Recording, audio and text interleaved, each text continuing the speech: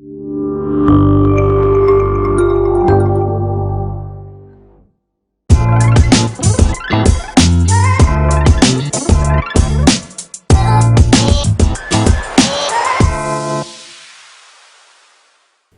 Mohamed Berrada.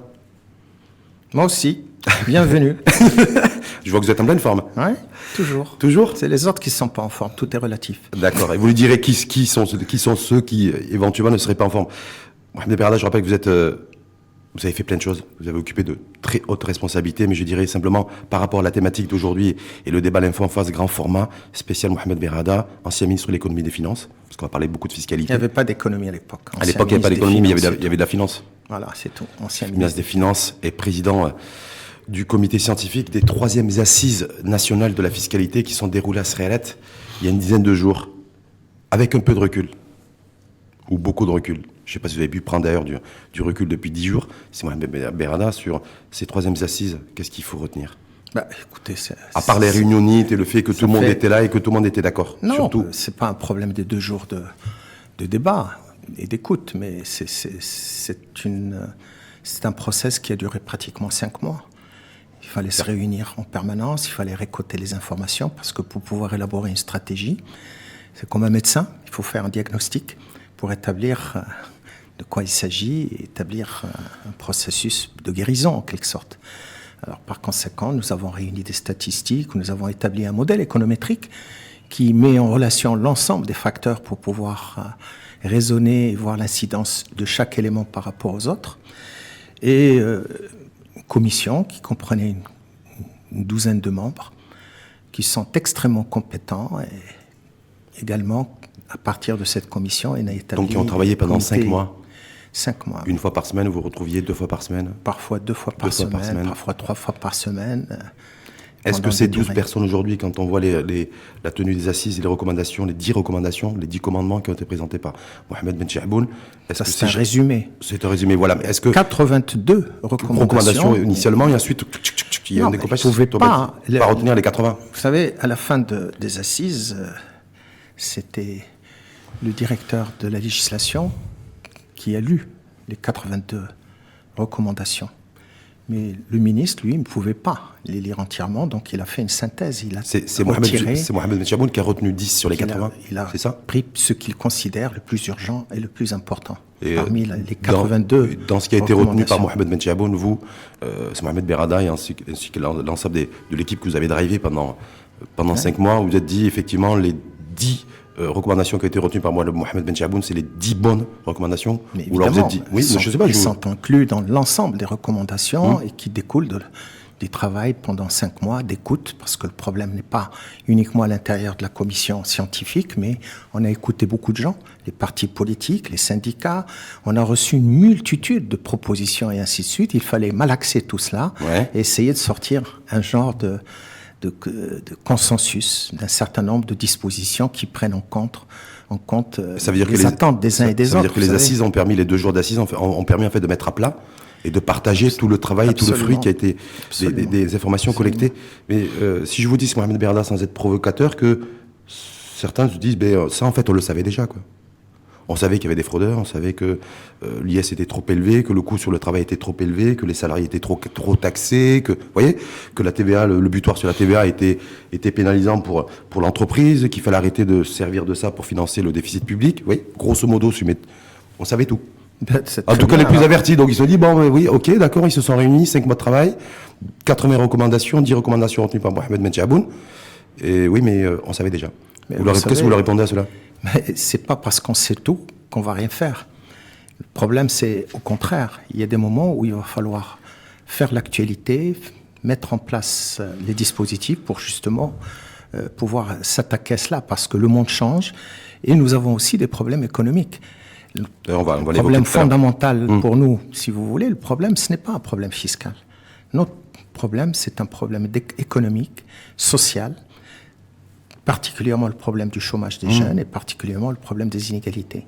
Ce sont des problèmes que nous avons et il faut voir dans quelle mesure une nouvelle politique fiscale pourrait-elle contribuer à les résoudre. Mohamed Berrada, vous avez fait, je crois savoir, vous avez été un acteur extrêmement dynamique des trois assises nationales qui ont été organisées. Non, j'ai pas participé aux autres. Mais au cas, il y avait je suis nouveau. Oui, mais en 2013, vous étiez quand même, vous suiviez un petit peu les assises, vous avez toujours été actif, voilà. Qu'est-ce qui... Non, je voudrais bien préciser les choses, c'est que je ne suis pas un fiscaliste. Oui. Je suis un professeur d'économie. J'étais ministre, j'ai dirigé des entreprises. Et pas pour moi, je raisonne beaucoup plus en tant qu'économiste pour appréhender la matière fiscale que en tant tout simplement fiscaliste. Parce que la fiscalité est un élément qui ressort surtout du droit et de la comptabilité, si vous voulez, beaucoup plus que de l'économie. Et donc, j'ai souhaité donner une approche économique à nos problèmes parce que finalement, il faut raisonner dans la complexité des choses. Souvent, malheureusement, on approche les choses sur un plan sectoriel. Et quand on analyse les choses sur un plan sectoriel, on n'introduit pas le secteur dans un ensemble. Et on a une fenêtre de vue très réduite, en fait. De la relation entre les différents secteurs, et à ce moment-là, on n'a pas de résultat. Il faut bien savoir que la politique fiscale n'est qu'un des instruments de la politique économique. D'ailleurs, que si on ne met pas en marche également les autres politiques économiques, par exemple la politique du taux de change, la politique monétaire, la politique financière, et les différentes réformes, le problème de la gouvernance des administrations, etc., ben la politique, tout ce que nous pouvons faire ne servira à rien, ne donnera rien. Et donc, suite à ces troisièmes assises, je rappelle, il y a eu les premières assises nationales en 1999, c'est ça? Oui. Les deuxièmes en 2013. 2013. Et là, c'était en 2019. Est-ce que celle de 2019, pour vous, là, vous étiez partie prenante, les deux précédentes, vous étiez à côté, en tout cas, vous suiviez ça de près. Est-ce qu'il y a quelque chose de particulier, un timbre particulier, ou est-ce qu'on s'est retrouvé, parce qu'en 2013, il y avait un certain nombre de recommandations aussi, vous savez, qui avaient été énumérées, il n'y a pas peu de choses qui avaient été retenues. Non, le problème, il faut bien reconnaître que nous avons un système fiscal parmi les plus modernes du monde. Ceci par les réformes qui ont été menées dans les années 80. On a un code général des impôts qui regroupe les trois impôts principaux, l'IR, c'était l'IGR à l'époque d'ailleurs, l'impôt général sur le revenu. Probablement on va y revenir. Oui. La TVA et l'impôt sur les sociétés. Et les impôts locaux étaient distincts à l'époque. Ils n'étaient pas intégrés dans le Code général des impôts. Ensuite, il y a eu beaucoup de réformes qui ont été menées depuis l'institution du Code général des impôts. Mais le problème, c'est que lorsqu'il y a eu des assises de la fiscalité en 1999 et en 2013, ces assises sont terminées par la mise en place d'une loi cadre. Et cette loi cadre a envisagé un certain nombre de dispositifs qui obéissaient aux débats qui ont eu lieu. Le problème, c'est que par la suite, à travers les différentes lois de finances, il y a eu des dispositifs qui ont été pris. Fiscaux, et donc en fonction des opportunités du moment, en fonction des intérêts catégoriels ou sectoriels du moment. C'est ça qui a brouillé les cartes. Ce qui fait que par la suite, on s'est trouvé devant un système qui manque de cohérence. Vous savez, quand je parle de la complexité, une véritable complexité, c'est-à-dire un ensemble de facteurs qui doivent conduire à atteindre un objectif déterminé, et notre objectif, c'est le développement du pays. Le problème, c'est que cette cohérence a disparu. Et c'est pour cela que ces assises sont venues aussi pour rétablir une certaine cohérence dans notre système fiscal, mais aussi en liaison avec les autres instruments de la politique économique, qui n'est pas que la fiscalité. Mais, Mohamed Berrada, simplement, quelle trajectoire, à la suite de ces troisièmes assises nationales de la fiscalité, quelle est la trajectoire fiscale que le pays pourrait prendre? Parce que là, moi, j'essaie de voir, en fonction des recommandations, j'ai suivi les travaux, j'ai suivi les assises, j'ai suivi tout ce qui se dit dans la presse, les décideurs, l'interview qu'a donné Mohamed Ben Chaboun aussi, mais je vois pas de trajectoire fiscale. Le trajet, c'est simplement en regardant un peu le diagnostic de la situation actuelle. Qu'est-ce que nous constatons? Nous constatons d'abord cette incohérence, c'est-à-dire des impôts qui n'obéissent pas aux mêmes principes. C'est important d'avoir des principes. Quels sont les principes essentiels dans tout système fiscal efficace? C'est d'abord le principe d'équité, le principe de transparence, le principe de compétitivité, le principe de productivité, d'efficacité, et ainsi de suite. Malheureusement, lorsqu'on regarde l'ensemble des dispositifs, il n'y a pas ces principes. Le deuxième point essentiel aussi, c'est le problème de la gouvernance.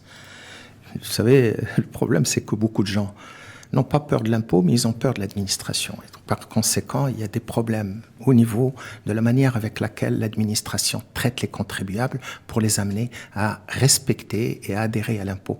Tout ça, ce sont des problèmes aussi qui sont en réalité dépendant des problèmes de l'éducation, au niveau de la population, etc. Tout ça, c'est lié, si vous voulez. Voilà. Donc, parallèlement à tout ce qui est fait, en fait, il faut aussi conscientiser les populations, l'entreprise, les particuliers, les opinions publiques sur les enjeux de la fiscalité, évidemment, de l'impôt, les enjeux économiques aussi. Bien sûr. C'est-à-dire que l'entrepreneur pour qui il a un ras-le-bol fiscal, et le particulier qui se dit, voilà, moi, j'ai pas de service public, je voudrais plus de services publics, c'est-à-dire plus d'État. Il faut arriver à l'équation, en fait, elle est là. Vous savez, ça c'est le problème général partout aujourd'hui. La fiscalité est un phénomène d'actualité. Partout dans le monde, d'ailleurs, complètement. vous le savez. Oui. Et également au Maroc.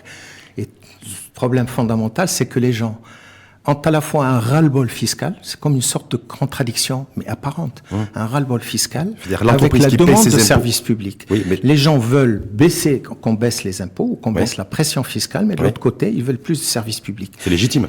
Alors, moi, je peux vous dire... Non, c'est légitime ou pas? Mais bien sûr que c'est légitime. C'est une contradiction apparente, mais en réalité, elle est légitime. Et mon problème, moi, enfin, si vous voulez, ce que j'ai lancé comme défi au niveau de ces assises, comment peut-on à la fois baisser la pression fiscale tout en améliorant les services publics, en augmentant les investissements et améliorant les services publics?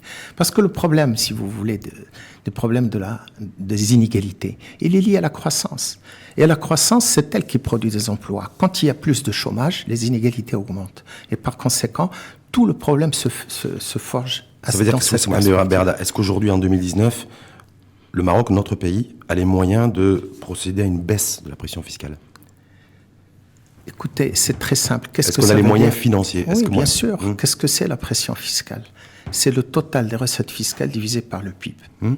Très simple. Si nous voulons baisser la pression fiscale, ou vous diminuez le numérateur, c'est-à-dire les recettes fiscales, je ne pense pas que l'objectif est là, ou bien vous augmentez le dénominateur, c'est-à-dire le PIB. Or, le PIB, qu'est-ce que c'est? C'est la somme des valeurs ajoutées. Ce sont des choses très simples qu'il faut analyser de manière en termes de en augmentant la valeur ajoutée, c'est-à-dire augmenter les deux facteurs de production, le facteur capital et le facteur travail. Et par conséquent, lorsque vous les augmentez, les impôts qui sont collés dessus vont également augmenter. Et donc, par conséquent, vous obtenez la baisse de la pression fiscale, parfois même en diminuant les taux d'imposition. Donc, Mohamed Berada, en fait, le plus simple pour l'État, c'est d'augmenter le PIB. Parce que de facto, les recettes fiscales vont augmenter. Plutôt que de voir si je dois faire un ajustement vers le haut ou vers le bas de l'IS, ou un ajustement vers le haut ou vers le bas de l'IR. Mais bien sûr, bravo. Vous savez, les recettes fiscales sont liées à la croissance économique. Et la croissance économique n'est que la variation. Pourquoi personne ne parle de ça? Il n'y a que vous qui parlez de ça. Mais non, mais l'accroissement du PIB, on sait très bien que c'est au cœur aujourd'hui. Mais le fait de vouloir repartager les parts du gâteau, c'est plutôt essayer de faire grossir le gâteau, me semble-t-il. C'est ça le véritable enjeu. Mais si vous voulez avoir plus de recettes, il faut qu'il y ait de la croissance économique. Et donc l'objectif fondamental que nous avons placé tout à fait au début dans le débat, c'est pour cela que c'est un débat pas fiscal, mais un débat économique. C'est que comment créer de la croissance.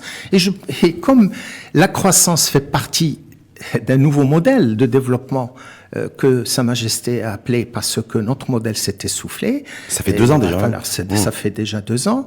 Eh bien, nous avons essayé de chercher le pourquoi quelles sont les raisons qui font que le modèle actuel s'est essoufflé. Eh bien, les raisons, c'est que apparemment, il y a les 2 mots MAUX essentiels qui apparaissent, c'est le chômage des jeunes et surtout des jeunes diplômés. Vous savez, 26% des jeunes diplômés sont en chômage, alors qu'il n'y a que 4,5% des sans diplômes qui sont en chômage. Cela signifie quoi? Cela signifie qu'on a l'impression que plus on fait des études, plus on risque de ne pas trouver de travail. On va aller effectivement sur le chômage. Je sais que c'est votre principale préoccupation, c'est Mohamed Berada, surtout le chômage qui affecte les jeunes et les jeunes diplômés, parce qu'il est plus important que les jeunes non diplômés. Mais j'ai une question à vous poser très directe, c'est Mohamed Berada. Est-ce qu'on a déjà traité dans notre pays une véritable approche en matière de modèle économique plus basé sur l'offre, par exemple?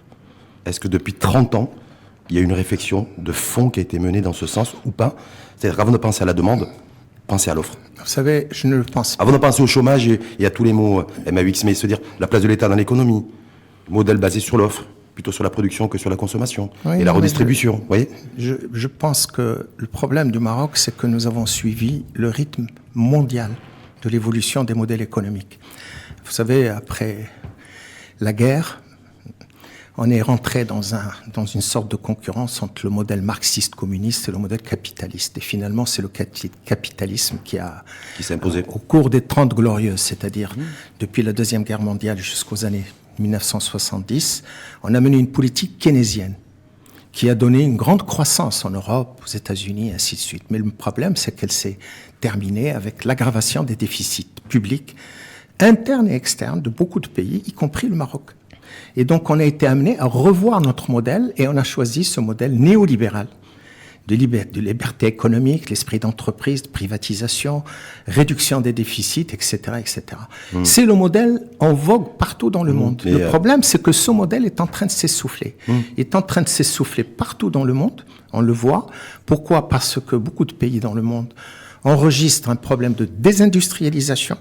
Pourquoi? Parce que d'un côté, il y a la poussée de la Chine, qui est devenue l'atelier du monde, la Turquie, qui a aussi externalisé une partie de sa production, de son industrialisation, et y compris sur le continent africain. Tout cela, c'est aussi aggravé par l'aggravation des inégalités dans le monde. Jamais autant d'inégalités dans le monde. Par exemple, la Russie est un des pays où les inégalités sont les plus criantes. La Chine aussi.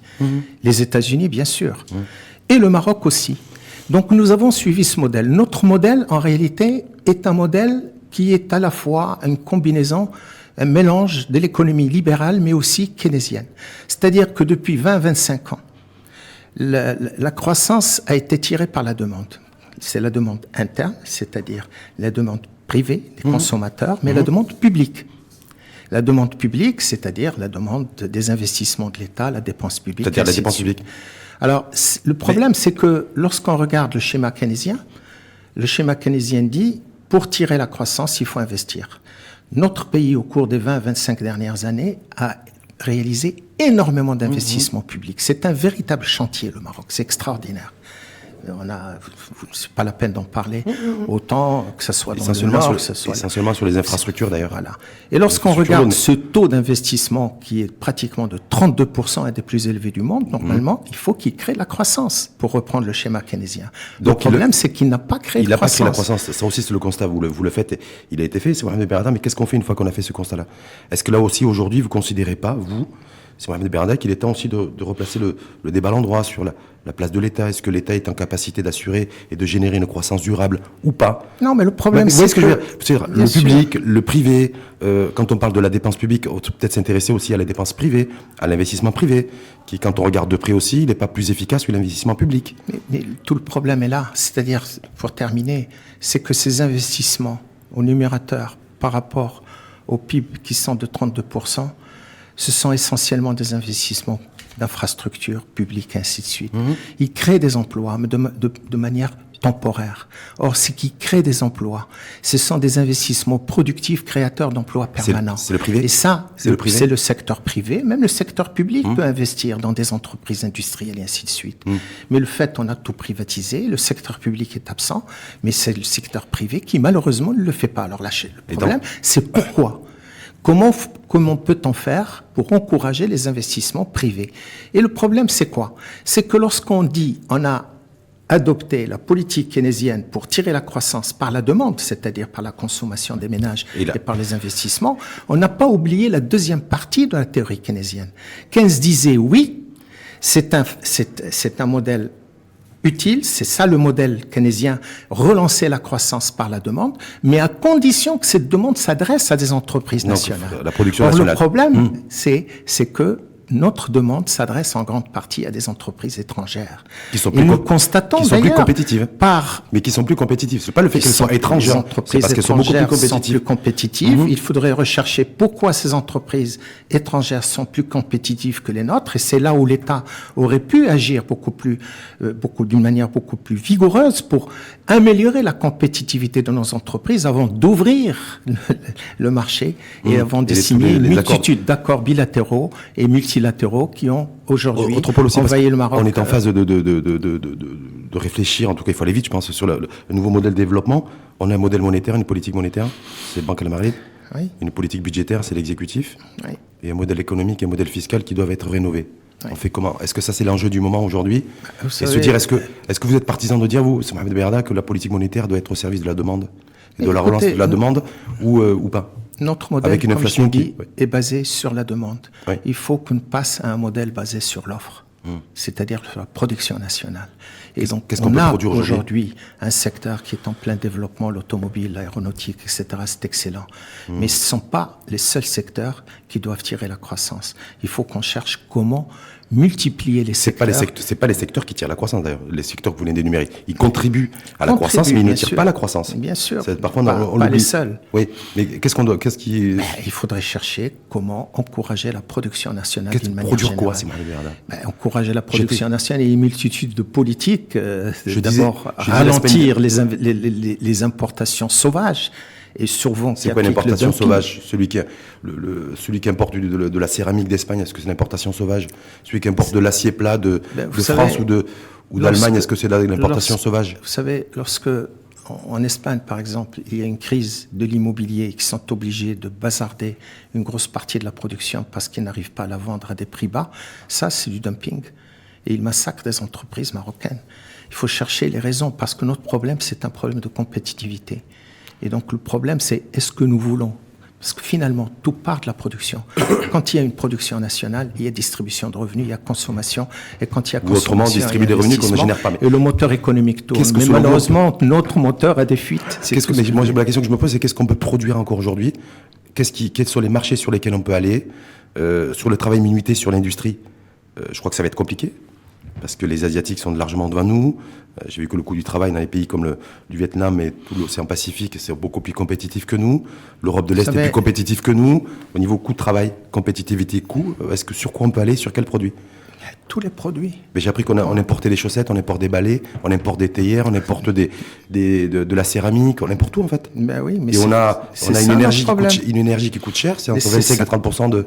C'est ça notre problème, c'est-à-dire on n'attaque pas le problème à la base et à la source. Tout notre problème est là. On apporte des balais maintenant. Vous trouvez que c'est normal? Et des chaussettes, j'ai appris ça en marge des assises. Vous voyez? Ben oui. Je ne savais pas qu'on importait les chaussettes, moi. Ben oui. Peut-être que les chaussettes que je porte ou que vous portez... Moi, j'ai appris avant-hier qu'on apporte des balais. Oui. Donc je me dis aujourd'hui, réorienter notre politique économique, notre relance économique, notre modèle de développement sur l'offre, donc la production. Est-ce que c'est légitime aujourd'hui? Parce que je me dis, j'ai un patron qui me dit, tu sais Rachid, moi si demain, même si l'IS est à 10% au Maroc, je n'investirai pas parce qu'on ne peut pas être compétitif. Parce qu'il n'y a pas de marché. Mais c'est là le problème. Lorsqu'on veut encourager des gens à investir au Maroc, mais ils se disent d'abord, est-ce qu'il y a un marché? Est-ce que ce marché est potentiel? C'est-à-dire qui paye? Est-ce qu'il y a une rentabilité? Est-ce que je peux investir, prendre des crédits et qu'ils puissent dégager un cash flow pour rembourser? Pour moi, le problème n'est pas un problème fiscal. Si j'arrive à gagner de l'argent et à amortir avec tout ça, je paierai l'impôt. Quel que soit le niveau de l'IS. Mais le problème est là. C'est le problème, c'est le point de départ, c'est qu'aujourd'hui, nous vivons depuis une quinzaine d'années des phases de désindustrialisation qui me font peur. Et cette désindustrialisation, c'est des pertes d'emplois. On voit maintenant les chiffres de l'emploi. Vous savez, théoriquement, l'histoire a montré que tous les pays sont passés du secteur primaire vers le secteur secondaire et ensuite vers le secteur tertiaire. Aujourd'hui, de plus en plus, on passe directement du primaire au tertiaire. Primaire au tertiaire. On fait le grand écart. Là où il y a le plus d'emplois qui se créent, c'est les services, le commerce et surtout des emplois précaires. Et ça fait peur. Pourquoi? Parce que ces emplois précaires ne sont pas productifs. Et le secteur secondaire, et en particulier l'industrie, qui aujourd'hui ne représente que 14-15% du PIB, ne joue pas le rôle de locomotive des autres secteurs comme elle l'a joué dans les autres pays et autrefois. Pourquoi? Parce que quand vous dites ça, quand vous faites référence au secteur automobile, parce qu'on a tendance aussi parfois à oublier que Renault c'est français, c'est pas marocain. Oui. Renault est au Maroc, mais Renault il est français. Oui, donc ça veut dire qu'il faut voir aussi, parce qu'on regarde de près aussi toutes les grandes économies, et les économies industrielles, ils ont leur propre marque automobile. Ils sont forts dans des secteurs d'activité bien précis. On parlait de l'Espagne tout à l'heure, sur tout ce qui est agroalimentaire, ils sont extrêmement performants. Donc où est-ce que nous, en réorientant notre politique sur l'offre, c'est Mohamed Beherda, sur quoi on peut aller? Sur quel segment? Est-ce qu'il faut s'arrimer à l'Espagne, par exemple, qui est notre voisin direct, parce que c'est pas très loin géographiquement? Est-ce qu'il faut regarder au sud? L'Afrique est en pleine intégration économique nord-sud, est-ouest. On dit on veut encourager les exportations. Mais le problème, on n'est même pas concurrentiel sur notre propre marché. Et donc, par conséquent, il faudra d'abord que les entreprises marocaines arrivent à amortir une partie de leurs charges au niveau du marché local pour pouvoir exporter. Le problème, c'est que lorsqu'on regarde l'exemple de la Chine, l'atelier du monde, il l'est plus aujourd'hui. Il est de moins en moins parce qu'il se replie sur son propre marché intérieur aujourd'hui. Mais une fois qu'il a détruit beaucoup d'industries à travers le monde.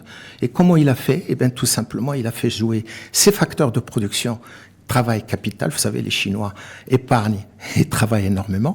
Et deuxièmement, ils ont appliqué une politique de change, le yuan, largement sous-évalué, qui a dévoré l'ensemble de l'industrie mondiale. Et le problème, c'est que nous, par conséquent, nous, de notre côté, on a accepté des usines enfermées pour pouvoir importer. Et le problème, c'est que lorsque c'est l'État qui a favorisé les importateurs et l'importation, indirectement ou implicitement quelque part. Oui, mais un des problèmes fondamentaux chez nous, je le disais au début, c'est que souvent on mène des politiques sur un plan sectoriel sans voir l'incidence de nos décisions sur les autres secteurs.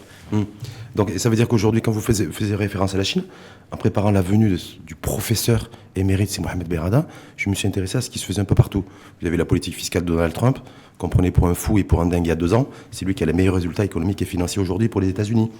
Et j'ai vu qu'en Chine aussi, il y a un plan de relance économique qui est d'actualité, qui va être opérationnalisé et qui est basé d'ailleurs sur la baisse des impôts, la baisse de la pression fiscale. Est-ce que tout ça peut être inspirant aussi? Emmanuel Macron, qui après 2 ans de présidence, est en train de prendre un virage à 360 degrés, et ça passera par la baisse des impôts. Je vous l'ai dit. Mais donc je me dis, voilà, est-ce que ces grandes puissances économiques-là, qui ont misé sur la baisse des impôts, certains sur la hausse des salaires, ça peut être quelque chose d'inspirant pour nous, ou alors non, parce c'est les mastodontes, ils sont trop grands. Nous sommes réellement dans le modèle néolibéral dans lequel nous vivons, et qui est le modèle néolibéral dominant dans le monde. Comme je l'ai dit tout à l'heure, il commence à montrer des signes d'essoufflement. Et il pose des problèmes pour beaucoup de pays. Vous savez, le Brexit, c'est ça. Parce que finalement, dans ce modèle néolibéral, à partir des années 90, c'est parti sur la mondialisation, le libre-échange, etc., etc. Et la concurrence. Et tout cela a entraîné une multitude de crises. Le problème, c'est qu'aujourd'hui, aussi bien au Maroc que dans l'ensemble des pays du monde, nous devons réfléchir à un certain nombre de menaces que nous avons en face de nous. La première menace, c'est que tous les pays sont en train d'aller vers une course d'armement. Moi, je peux dire, le problème chez nous, c'est le problème de la bombe atomique. Il faut qu'on réfléchisse, parce qu'on voit Corée du Nord, l'Iran, etc. Et ça, c'est une menace. Deuxième élément, c'est ce que j'appelle la rupture technologique, la disruption technologique. Modèle disruptif, oui. Alors, ça, c'est un problème fondamental. Pourquoi? Parce que aujourd'hui, ce que nous avons comme avancée technologique aujourd'hui, je peux vous dire que ce sera l'âge de la guerre, l'âge de la pierre aujourd'hui par rapport à ce qui va se passer dans un siècle. Nous sommes à l'âge de la pierre aujourd'hui. À l'âge de pierre par rapport à votre référence à tout ce qui est intelligence artificielle, augmentée, robotisation. Alors, ça, malheureusement, on n'en parle pas souvent. Mais nous, le monde et l'économie de la connaissance évoluent à une vitesse incroyable. Pratiquement la moitié, le volume de connaissances acquis depuis l'origine de l'humanité à ce jour double tous les 6 ans. Et aujourd'hui, nous avons ces avancées technologiques basées sur les 3 éléments que vous connaissez, la nanotechnologie, la biotechnologie et la révolution numérique. La combinaison des 3, et j'ajoute aussi le problème de l'écologie, d'une manière générale. La manière avec laquelle c'est combiné font qu'aujourd'hui, il y a des progrès incroyables au niveau des algorithmes, au niveau de la robotisation, et on passe à ce qu'on appelle le transhumanisme, pour rendre l'homme meilleur, pour ne pas tomber malade plus souvent, performant. Et donc plus performant, et par conséquent, il va vieillir. Et donc le problème qui se pose dans tout cela, c'est le problème du chômage.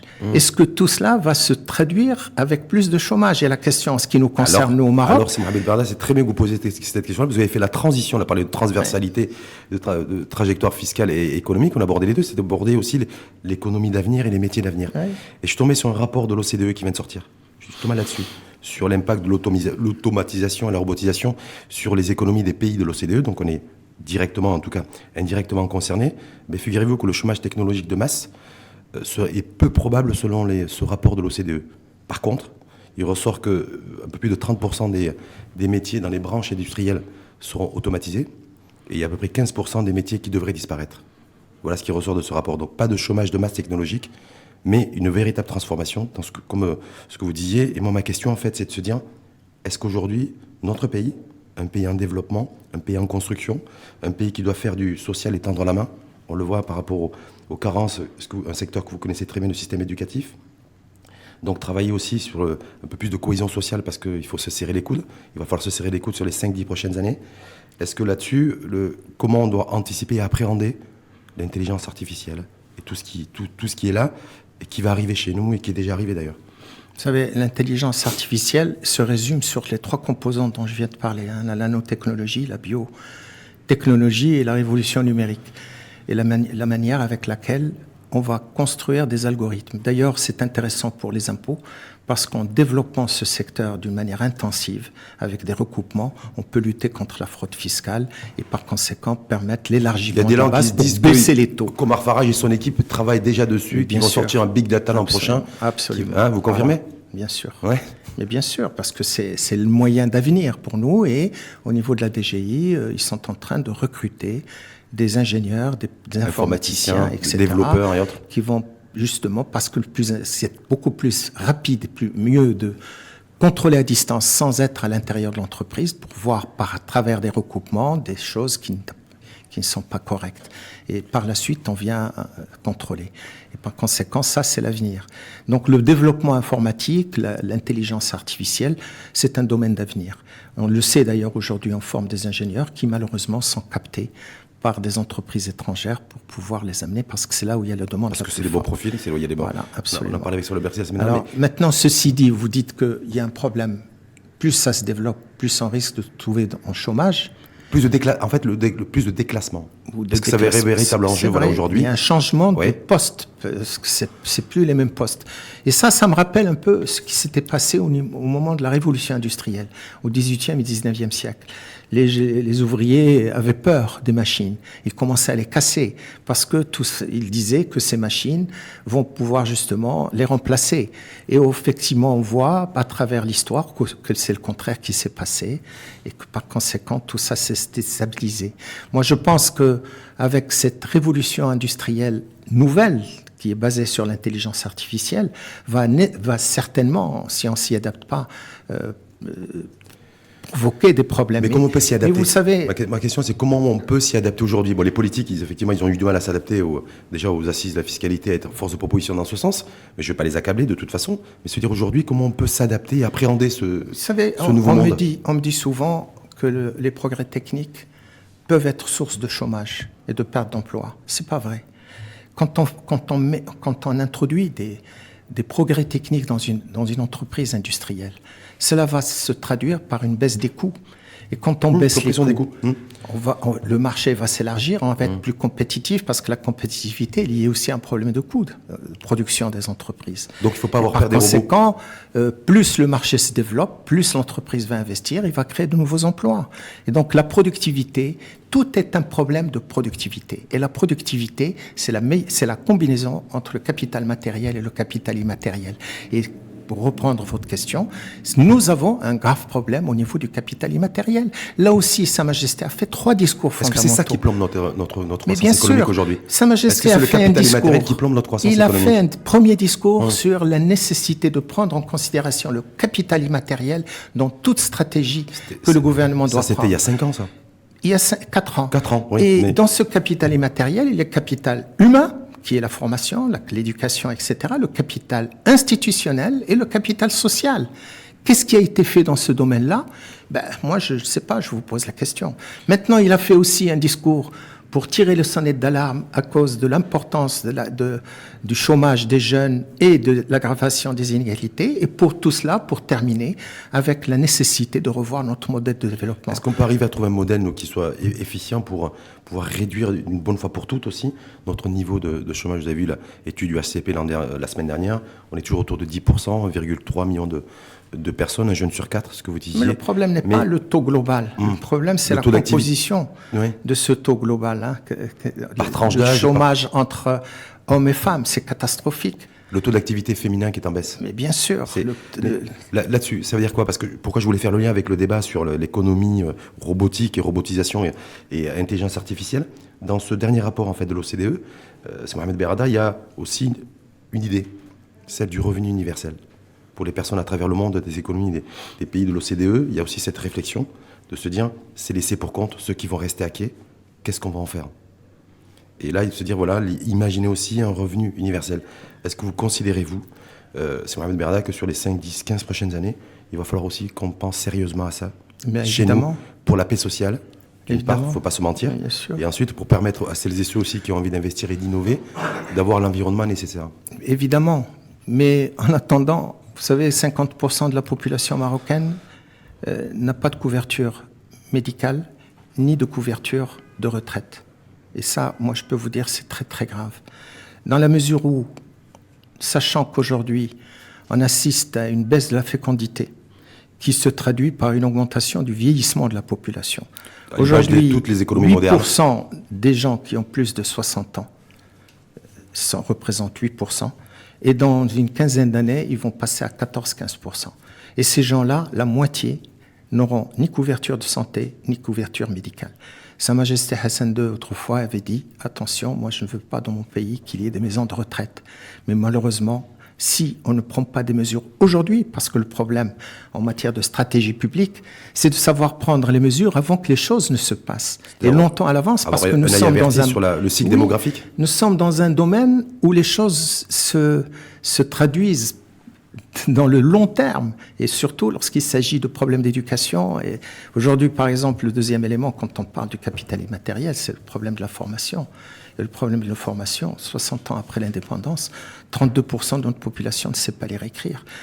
C'est très beau d'écrire des textes de la fiscalité avec leur complexité classique et ainsi de suite, où déjà des gens qui savent lire et écrire n'arrivent pas à très bien les comprendre. C'est pour cela que dans notre stratégie, nous voulons simplifier les textes. C'est intéressant, Mohamed Berda, parce que vous avez raison, ça fait 60 ans. Je voulais rebondir sur ce que vous venez de dire. 60 ans que nous sommes indépendants, que nous sommes entièrement souverains.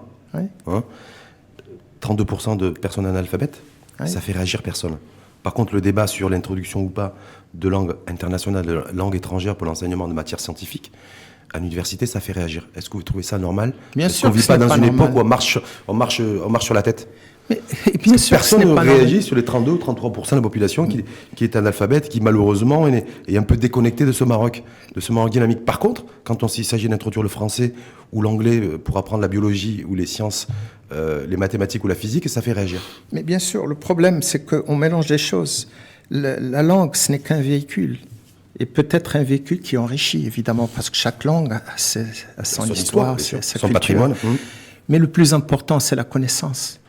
Et par conséquent, toute langue ou tout moyen qui me permet d'améliorer la connaissance dans notre pays, il faut le prendre, c'est important. C'est là où nous avons le retard.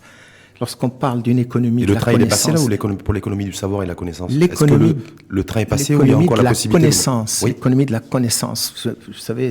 Mais c'est déjà très développé. Comme je vous l'ai dit, il y a deux éléments. Il y a le capital matériel et le capital immatériel. Ceux qui ont du capital immatériel, par exemple les phosphates, par exemple le pétrole, et ils ont investi là-dessus. C'est très bien, mais c'est limité, parce que ce sont des données, ce sont des denrées qui sont limitées par définition. Mais ceux qui investissent dans le capital immatériel, c'est-à-dire la connaissance est infinie. Et donc, toute croissance, toute politique de croissance basée sur la connaissance, elle pourrait donner, toutes choses égales par ailleurs, bien sûr, une connaissance infinie. Est-ce que, juste parce que la dernière question là-dessus, le budget de l'État et d'un État n'est pas extensible? Si vous, c'est Mohamed Berda, vous devriez faire un arbitrage entre investir massivement, et quand je dis investir, c'est un État, par exemple le Maroc, qui s'endetterait massivement pour investir dans l'économie du savoir, ou investir dans la production nationale, dans la rénovation de tous les circuits de production, pour faire en sorte qu'on freine un peu les importations et qu'on favorise les exportations. Qu'est-ce que vous feriez? Vous savez, est-ce que vous seriez pour d'ailleurs? Le problème, on raisonne toujours en quantité, mais il faut raisonner en qualité. Parce que le problème au niveau de l'éducation et de l'économie du savoir, c'est comment on dépense cet argent. Vous savez, déjà, 28% du budget de l'État est affecté à l'éducation. Et voilà le résultat. Le problème, c'est qu'on a mal entrepris les choses depuis le début. Vous savez, l'éducation, c'est comme un arbre. Quand on le plante tout petit, il pousse bien. Et par exemple, on a complètement oublié que 80% de l'intelligence humaine du cerveau, se développe entre 1 an et 6 ans. C'est-à-dire on a oublié complètement le préscolaire. Et le préscolaire, c'est maintenant qu'on est en train de prendre conscience de son importance. Alors, et finalement, les enfants qui rentrent à l'école en primaire, à l'âge de 6-7 ans, ayant vécu pendant 5-6 ans dans une famille analphabète souvent, eh bien, au bout de 2 ans, ils quittent l'école, venant renforcer ainsi l'armée des analphabètes. Et toute la problématique de la fiscalité, de l'économie, d'une manière générale, finalement, on revient sur un problème de l'éducation. C'est pour ça que c'est bien de finir là-dessus. Si on devait s'endetter, emprunter massivement, parce qu'on va revenir, vous avez vu, sur les marchés internationaux, on va essayer de lever 1 milliard de dollars, c'est ça? À peu près 11 ou 12 milliards de dirhams en 2019, dans quelques semaines. Pareil en 2020. Mais si on devait avoir recours à l'emprunt, il y a la dette. Pourquoi? Il faut le faire. Est-ce qu'on le fait parce que c'est le meilleur rendement. Pour l'économie, pour produire des chaussettes et des balais, ou pour produire, d'avoir des têtes bien faites et des citoyens éclairés en investissant dans l'économie du savoir? Parce que je pense qu'on ne pourrait pas investir dans les deux. Qu'est-ce qu'il faut prioriser écoutez, pour les 10 prochaines années, Mohamed Berda? Il faut savoir équilibrer les choses. Mais je peux vous dire que l'investissement dans le savoir est le plus important parce que c'est lui qui a le meilleur rendement à moyen terme, pas immédiat, mais à moyen terme et à long terme. Et finalement, en matière de gouvernance publique, le peuple marocain, ce n'est pas pour aujourd'hui seulement qu'il vit, c'est pour l'éternité. Et par conséquent, c'est maintenant qu'il faut investir. Et quand on investit dans le savoir aujourd'hui, les résultats, c'est dans 20 ans. Donc il faut savoir être patient. Exactement. Merci en tout cas, c'est Mohamed Berda. Merci également à vous. Merci à vous. Juste pour la pertinence de vos questions. C'est vrai, pour la dynamique du débat. Vous m'avez beaucoup embêté. C'est vrai. Vous savez quoi, j'ai eu la pression, j'ai pas dormi la nuit. Parce que quand on a communiqué, donc bien sûr, sur la venue de ces Mohamed Berda. Bien fait pour vous. Aujourd'hui, parce que vous faites le ramadan toute la nuit, vous avez mangé, c'est ça, hein? Non, toute la nuit. J'ai essayé de faire le storytelling de ce débat aujourd'hui parce que j'avais par contre une certitude. J'en ai très peu, mais la certitude, c'est d'avoir de la proposition de valeur dans ce débat avec vous. Merci voilà, c'est Mohamed Berda. Donc, merci. C'est pour ça que je tenais à vous remercier une fois de plus. Je rappelle que vous avez été ministre des Finances. On passera sur les autres ambassadeurs, président directeur général de l'OCP. Donc vous avez occupé différentes responsabilités. Que vous étiez le président du comité scientifique des 3e assises nationales de la fiscalité, mais que vous avez été et que vous serez toujours professeur universitaire. Voilà. C'est ça? Ça vous plaît? C'est le plus beau métier du monde. Merci en tout cas à vous. Et je vous souhaite une belle journée.